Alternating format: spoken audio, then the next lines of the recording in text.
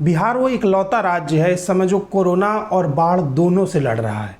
To the point के इस segment में आपको पहले 5 मिनट में बिहार की बाढ़ के वो तमाम हालात दिखाऊंगा जो आपको डरा देंगे, और अगले 5 मिनट में मैं आपको दिखाऊंगा कि बिहार में कोरोना की लड़ाई किस तरीके से फैली हुई है। बिहार में बाढ़ से वो हालात स्तर पर पहुंच गए हैं कि लोग का जो जीवन है वो अब सर्वाइवल की दिक्कतें वहां पर आ गई हैं। लगभग बिहार में 12 जिले हैं जो बाढ़ से प्रभावित हैं, और 3 लाख के आसपास की ग्रामीण आबादी जो है वो बिहार में बाढ़ की भयंकर चपेट में है। इसके अलावा 3.5 लाख की जो आबादी है वो बिहार में इस समय खाने की ज़रूरतों तक की मोहताज हो गई है। ऐसा बिहार में क्या होता है कि बाढ़ की समस्या का समाधान नहीं हो पाता। ये एक तस्वीर आप देखिए कि एक महिला को प्रसव के दौरान अस्पताल ले जाना था, तो बाढ़ की स्थिति में उसे किस तरीके से ले जाया गया। ये तस्वीर इस देश की डिजिटल इंडिया और बिहार में विकास की जो तस्वीर है उसको एकदम साफ करती है कि विकास किस दिशा में जा रहा है। इससे पहले आपने विकास के बहाव की एक तस्वीर देखी थी जिसमें विकास के बहते बहाव के दबाव में एक पुल ढह गया था। एक और तस्वीर देखिए जहां बचाव कार्य तो बिहार में चल रहा है, लेकिन लोगों को अपने खुद के साधन बना करके, अपनी गाड़ियां बना करके, टायर जोड़ करके, लकड़ी जोड़ करके बाढ़ से बाहर निकलने की कोशिश करनी पड़ रही है। लोग ऐसा खुद तभी करते हैं जब सरकार नाकाम हो जाती है, और बिहार की बाढ़ में हर बार बिहार सरकार नाकाम होती है। ऐसा नहीं है कि बिहार में पहली बार बाढ़ आई है, इससे पहले भी बिहार में हर साल बाढ़ आती है, और हर साल ये चीज़ कही जाती है कि अगली बाढ़ में तैयारियां बेहतर की जाएंगी।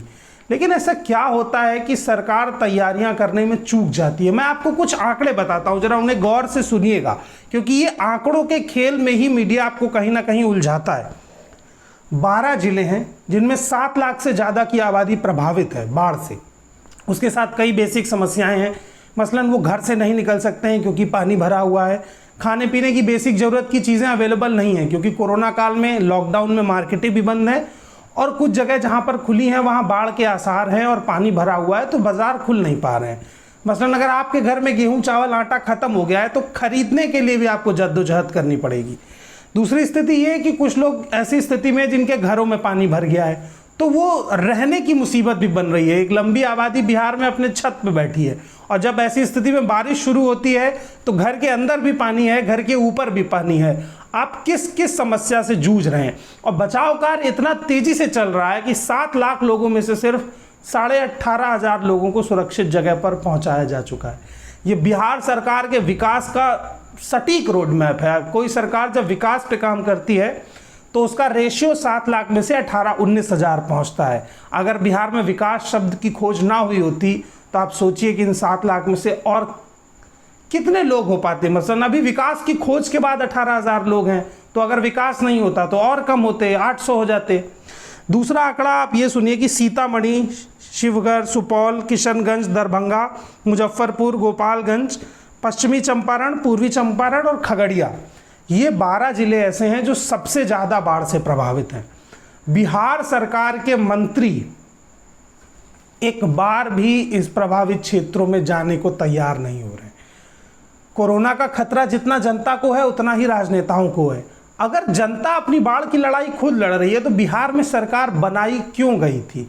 जब आप सरकार चुनते हैं तो ऐसी विषम परिस्थितियों में सहयोग समाधान के लिए चुनते हैं, ना कि नीतीश कुमार जब खुद कोरोना की चपेट में आएंगे तो उनके घर पे वेंटिलेटर लग जाएगा। इस सुविधा के लिए सरकार नहीं चुनी जाती है। मैं बार बार आपसे यही बात कहता हूं कि बाढ़ को लेकर के बिहार में नीतीश कुमार और लालू यादव की पार्टी के जो उनके सुपुत्र हैं तेजस्वी, वो लोग बाइट खेलते हैं। मीडिया भी बाइट गेम करता है ना, 2 बातें इनसे पूछता है, फिर 2 बातें उनसे पूछता है, फिर इन्होंने उन पर हमला किया, उन्होंने उन पर हमला किया।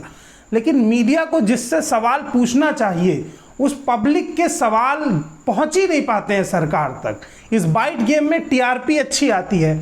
जनता की समस्या अगर मीडिया दिखाएगा तो सरकार से सवाल करेगा, ना कि ये पूछेगा कि नीतीश कुमार लालू यादव पर क्या कहना चाहते हैं और तेजस्वी यादव नीतीश कुमार पे क्या कहना चाहते हैं। बिहार में 2000 के आसपास गांव ऐसे हैं जो बाढ़ की चपेट में हैं, और लगभग 1.5 लाख हेक्टेयर खेती जो है वो इससे प्रभावित हुई है। बाढ़ जब आती है तो कुछ दिन की समस्या लेकर के नहीं आती है। मसलन बाढ़ का पानी जब चला भी जाता है उसके बाद वो अपने पीछे बहुत कुछ छोड़ जाता है। महामारी, भूखमरी और किसानों के ऊपर बाढ़ का सबसे ज़्यादा सीधा अटैक होता है, क्योंकि उनकी फसल लुट जाती है जो कर्जा लेकर के लगाई गई होती है। वो कर्जा देने के लिए उनके पास पैसा नहीं होता है, फसल बर्बाद हो चुकी होती है।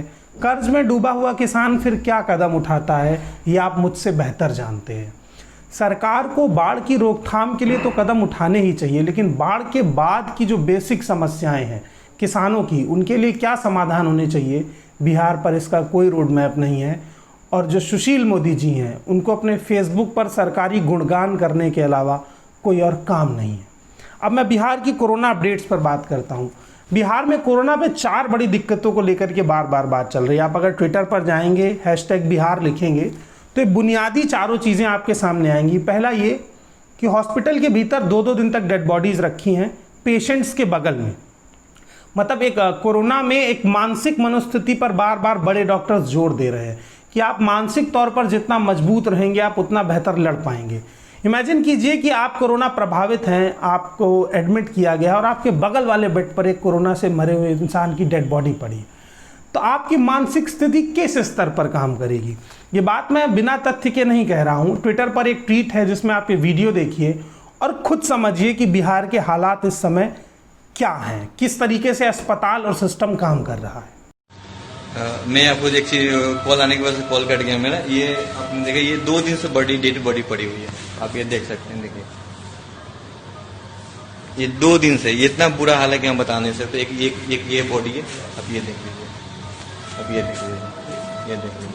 अब ये सुनिए कि यहाँ की सिचुएशन क्या खराब है। ये कोरोना का लोग का डर फैला रहा है कि यार ये कोरोना की वजह से ऐसा हो रहा है। तो हमने क्या किया है, ये मेरे फादर है, इनको छोड़ के हम जा नहीं सकते हैं, इनको मरते हुए छोड़ के नहीं, ये ठीक होके जाएंगे। पापा थोड़ा फेस दिखाइएगा ऊपर, ये देखिए ये बिल्कुल ठीक है, ये ठीक होकर जा सकते हैं। पर ये कंडीशन इतना सिचुएशन खराब करके यहाँ पे रखा गया है कि कोई भी इंसान आए तो डर के मारे अपना क्षमता खो सकता है या कुछ भी उसको हो सकता है। कुछ साफ सफाई आप ये देख सकते हैं, ये देखिए, ये यहाँ का आईसीयू देख लीजिए, ये देखिए, ये देख सकते हैं। ये इतना बुरा हाल है, ये तो मैं कुछ नहीं कर सकता। पर ये मेरे भैया हैं मोतिहारी के, अजय सिंह नाम है उनका, उन्होंने मुझे ये बोला कि अगर बाबू कुछ नहीं हो पा रहा है तो इस थ्रू से तुम सभी जगह खबर पहुंचा सकते हो और बेटर यही है कि करो और मेरे पास वीडियो भेजो और हम कुछ करते हैं।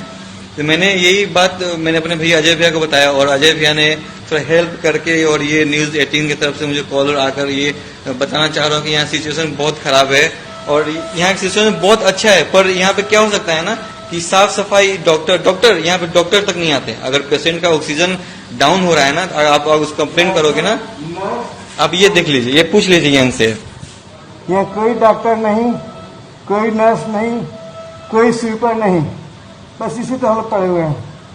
ये अंकल है, ये मेरे कुछ नहीं लगते हैं। इसके बाद भी अंकल के मैंने ऑक्सीजन चेंज करता हूँ, इनको ख्याल रखता हूँ, बोलता हूँ अंकल को चाहिए क्या नहीं चाहिए। लेकिन नहीं, अगर इनका ऑक्सीजन खत्म होता है तो ये चिल्लाते हैं, तो मुझे मजबूरी में इनका ऑक्सीजन ठीक करना पड़ता है। लेकिन आप नर्स से पूछोगे मैम चलो प्लीज जल्दी चलो, पापा की तबीयत ज्यादा खराब हो रहा है, तो वो बोलते मेरे पास किट नहीं, हम नहीं जा सकते हैं, आप लोग ऐसे कर लो। मुझे बताया जाता है कि आप ऐसे करो, आप वो अंदर रहो, यहाँ रहने लायक है, मुझे रहने लायक है, मुझे कोरोना नहीं है, अगर हम यहाँ रहेंगे तो मुझे होगा।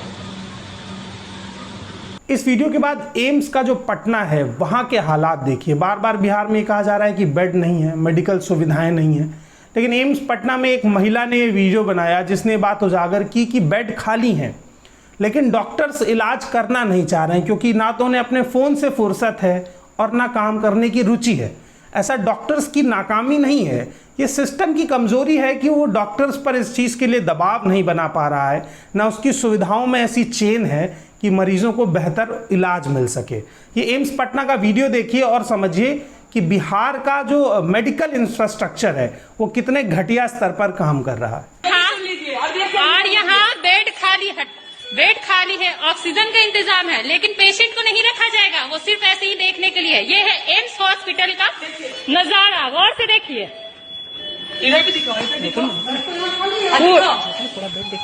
देखिए ये लोग हैं साइड में खड़े, बस मुंह देखने के लिए, मोबाइल चलाने के लिए, बस सिर्फ मोबाइल चल रहा है, पेशेंट को नहीं देखा जा रहा। देखिए लोगों का, देखिए एम्स हॉस्पिटल के डॉक्टर स्टाफ सभी को देखिए। अब एक समस्या ऑक्सीजन ना मिलने की है। एक महिला शुरुआत से कहती रही कि वो एक मरीज को लेकर के आई थी, उसे ऑक्सीजन दी जाए, उसका दम घुट रहा है, लेकिन 7 घंटे तक ऑक्सीजन नहीं मिला और उस मरीज की मौत हो गई। उसके बाद महिला ने जो गुस्सा दिखाया, उस गुस्से से किस तरीके से अस्पताल में उसने रोई है, लड़ी है, झगड़ी है, क्योंकि एक कमज़ोर और बेबस इंसान के पास आखिरी चारा रोना ही बचता है। आप ये वीडियो देखिए और इससे समझिए कि ऑक्सीजन को लेकर बिहार में क्या समस्याएं हैं।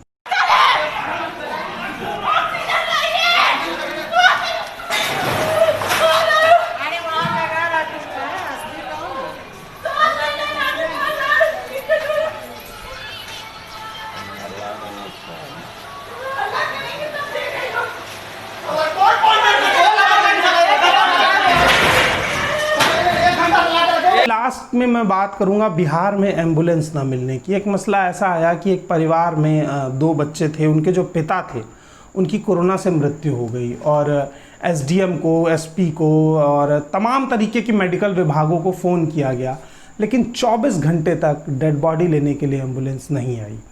फिर उन दोनों बेटों ने खुद पीपीई किट खरीद कर पहनी और उसके बाद प्राइवेट एम्बुलेंस बुक की, उससे वो अपने पिता की डेड बॉडी को ले जाएंगे।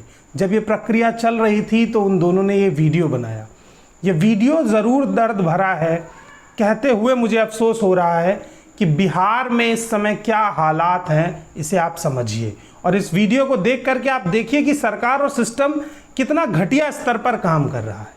10 घंटे बाद भी जब प्रशासन की टीम नहीं पहुंची, हिम्मत नहीं वो भाई नहीं, कोई बात नहीं, हिम्मत नहीं आ रहा। किस तरीके से कोरोना पीड़ित है, इनके पिता, इनकी मौत हो गई है, उठाकर उनके साथ वो खुद ले जा रहे हैं। सुबह 5 बजे पूरी व्यथा डेट कर गए हैं पटना सिटी के रहने वाले और एसडीओ मंत्री सब जितना है थाना प्रभारी सभी के यहाँ कॉल कर करके थक गया है सर। लाश बदबू देने लगा है। खुद से हम अपना पीपी किट पहने हैं। हाँ। और अपने पिताजी को बस 2 भाई हैं। हाँ सर, बस 2 भाई हैं। अपने जान पर खिलवाड़ कर जा रहे हैं, लेकिन हम लोग को इसके बारे में कोई मालूम नहीं है कैसे क्या करना है। हम लोग बिल्कुल ही लाचार हो चुके हैं। वार्ड पार्षद से लेकर एसडीओ, पुलिस, डीएम, कहीं से कोई सुनवाई नहीं है। न मेरे घर का सैनिटाइज करवाया जा रहा है, न किसी प्रकार का कोई सुनवाई नहीं। हम लोग सुबह 5 बजे से थक चुके हैं। इन सभी रिपोर्ट्स में 2 चीज़ें एकदम साफ हैं कि बिहार बिना सरकार के चलने वाला राज्य हो गया है। नीतीश कुमार लापता हैं या खो गए हैं। मैं बिहार की जनता से अपील करूंगा कि आपके मुख्यमंत्री कहीं खो गए हैं। हो सकता है बाढ़ के पानी में बह गए हों या किसी गहरे गड्ढे में दब गए हों। जल्द से जल्द अपने मुख्यमंत्री को खोजिए, उनको ढूंढ करके निकालिए। बिहार संकट में है। अगर आपके मुख्यमंत्री नहीं मिले तो इस राज्य की स्थिति और खराब हो सकती है। लापता मुख्यमंत्री को ढूंढने की मुहिम में बोलतंत्र से जुड़िए। अगर आपने अभी भी चैनल सब्सक्राइब नहीं किया है तो बोलतंत्र को सब्सक्राइब कर दीजिए, बेल आइकन दबाइए और हमारे साथ जुड़े रहिए ताकि हम आपके पास सारी सच्ची और ताज़ा अपडेट्स पहुंचाते रहें। मेरा नाम राघव था और आप बोलतंत्र टू द पॉइंट देख रहे थे। धन्यवाद।